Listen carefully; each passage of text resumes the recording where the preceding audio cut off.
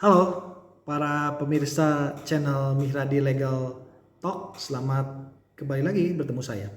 Kali ini kita membahas yang seru nih soal presidensial threshold ya. Prinsip dasar yang harus dipegang adalah demokrasi itu adalah membuka peluang, membuka atmosfer, membuka ruang bagi semua kontestasi, bagi semua kompetisi. Tapi yang menarik adalah bahwa di dalam pemilu kali ini ada batas-batas yang sebenarnya di dalam konstitusi tidak diatur.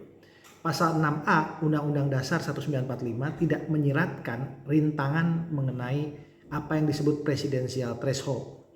Tapi yang menarik pasal 222 Undang-Undang nomor 7 tahun 2017 tentang pemilu mengatakan bahwa pasangan calon diusulkan oleh partai politik atau gabungan partai politik peserta pemilu yang memenuhi persyaratan perolehan kursi paling sedikit 20% dari jumlah kursi DPR atau memperoleh 25% dari suara sah secara nasional pada pemilu anggota DPR sebelumnya.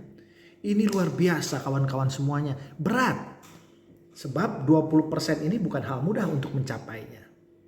Saya sendiri sebagai pengamat mengkhawatirkan apabila ketentuan ini dilembagakan tidak ada perubahan, karena berkali-kali sudah diuji oleh Mahkamah Konstitusi dan Mahkamah Konstitusi mengatakan ini adalah legal policy, kebebasan dari DPR dan pemerintah membuat kebijakan politik hukum yang tidak bertentangan dengan konstitusi. Saya khawatir kalau ini dilembagakan maka akan terjadi oligarki. Apa itu oligarki? Yaitu kekuasaan hanya dikuasai segelintir elit penentuan itu. Dan kita ingat tahun 2019 bagaimana konflik sangat kuat ketika calon presiden hanya 2 orang.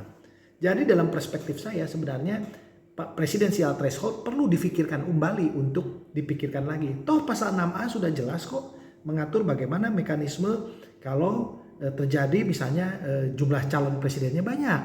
Dan itu bisa melalui putaran kedua misalnya.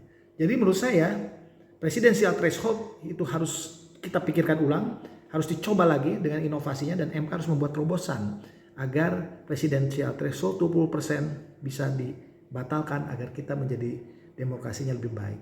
Tentu ini sebuah perspektif, sebuah tawaran agar kesehatan demokrasi kita bisa terbangun secara optimal.